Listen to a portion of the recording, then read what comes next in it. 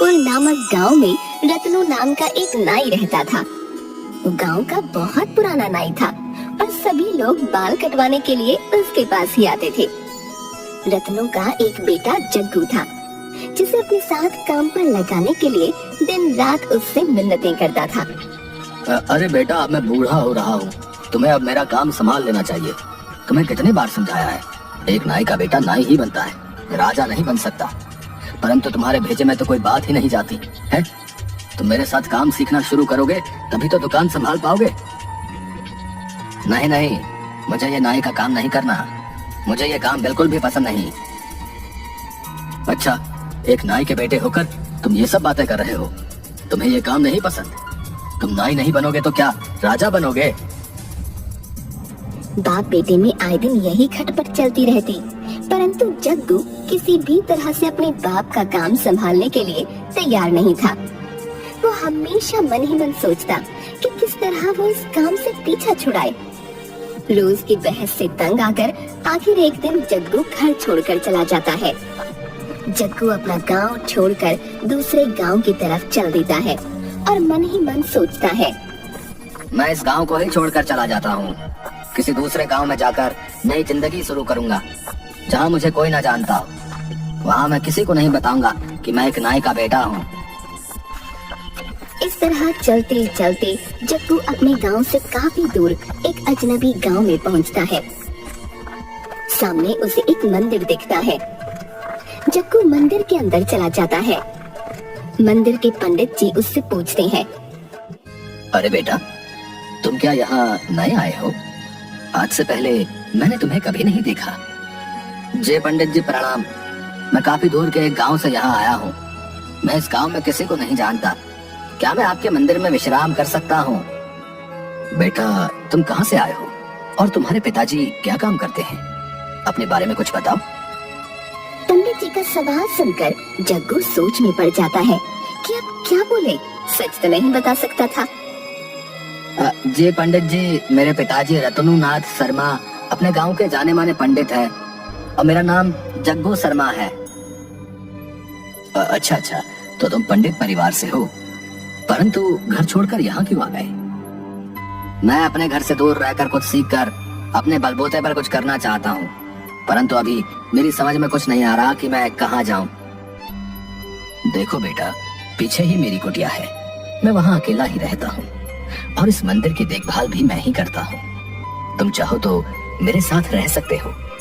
तुम इस मंदिर का सारा काम संभाल लेना, जैसे कि इसकी साफ सफाई, पूजा वगैरह की तैयारी। मैं तुम्हें सब कुछ सिखा दूंगा। पंडित जी की बातें सुनकर जग्गू बहुत खुश हो जाता है और मन ही मन सोचता है, लगता है तीर निशाने पर ठीक लग गया है। इस पंडित को कोई शक नहीं हुआ और ये मुझे भी पंडित ही समझ रहा है। बस फिर क्या था, अगले ही दिन जग्गू ने अपना भेष बदलकर पंडितों जैसा कर लिया। सिर पर चोटी, धोती कुर्ता और माथे पर तिलक और गले में माला। पंडित जी के साथ मंदिर में काम करने की वजह से सभी लोग उसे पंडित ही मानने लगे और वो भी पंडित जी के साथ रहते रहते पूजा की सारी विधियां, मंत्र उच्चारण, आरतियां सब सीख गया।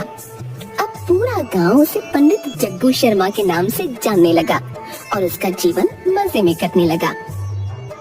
उसी गांव के एक सेठ पंडित दीनदयाल शर्मा गांव के सबसे अमीर व्यक्ति थे, परंतु उनकी शादी नहीं हुई थी, जिस कारण उनका इस दुनिया में कोई नहीं था।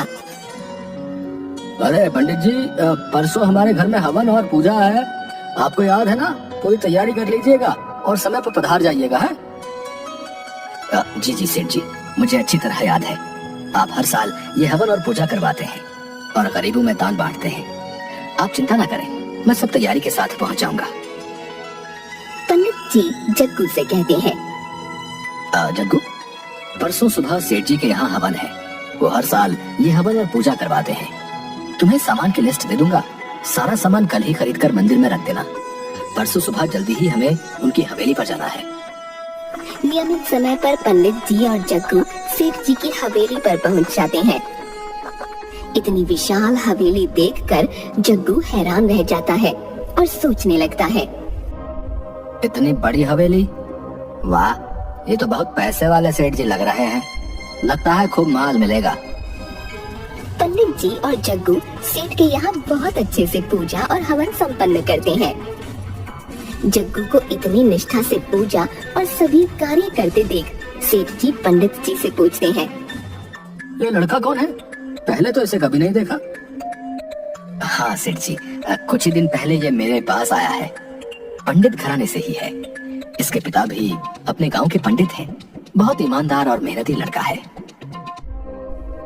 जग्गू को जब पता चलता है कि सेठ जी का इस दुनिया में कोई भी नहीं है, उसके दिमाग में एक तरकीब आती है। किसी भी तरह ये सेठ जी को बातों में फंसाकर इनके घर में अपनी जगह बनानी होगी।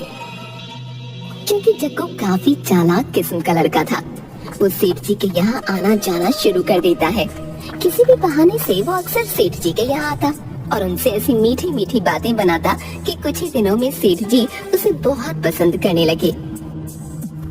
एक दिन पंडित दीनदयाल मंदिर में दर्शनों के लिए आते हैं, तो वापस जाते समय सीढ़ियों के पास उनकी सोने की चेन गिर जाती है।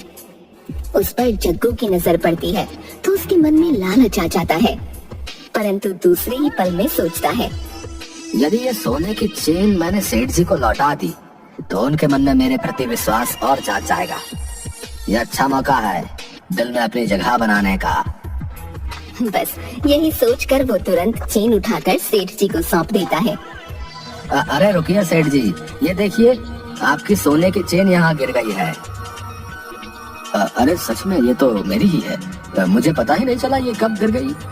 भाई तुम बहुत ईमानदार लड़के हो, वरना कोई और होता तो इतनी महंगी चेन कभी वापस नहीं करता। कुछ दिनों के बाद जग्गू मन ही मन एक प्लान बनाता है और एक व्यक्ति को 500 रुपए देकर कहता है, देखो तुम्हें मेरा एक छोटा सा काम करना है।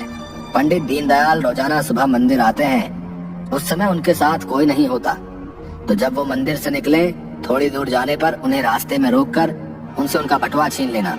तभी मैं वहाँ आ जाऊंगा और तुमसे लड़ने लग जाऊंगा। तुम मुझे नकली मुक्के और लात मारना, बदले में मैं भी तुम्हें मारूंगा और तुम वहाँ से भाग जाना। अगले दिन पंडित दीनदयाल जब मंदिर से निकलते हैं, तय समय के अनुसार वो गुंडा वहाँ आता है और वही करता है जो जग्गू ने कहा। जग्गू तुरंत वहाँ पहुंचकर उस व्यक्ति से लड़ने लगता है और सेठ जी पर अपना प्रभाव बढ़ाने के लिए उस व्यक्ति से झूठ मूठ मार भी खाता है और सेठ जी का पर्स वापस लेकर उस आदमी को वहाँ से भगा देता है। बस इस घटना के बाद तो सेठ जी के मन में जग्गू के प्रति बहुत प्यार और विश्वास जाग जाता है और वे उसे पसंद करने लगते हैं। अगर आज ये लड़का ना होता तो न जाने क्या होता, भला हो इसका। पंडित दीनदयाल शर्मा एक दिन मंदिर के पंडित जी को अपने पास बुलाते हैं और उनसे कहते हैं, देखिए पंडित जी, मैं आपसे एक बात कहना चाहता हूँ। मुझे ये लड़का जग्गू बहुत ही पसंद है।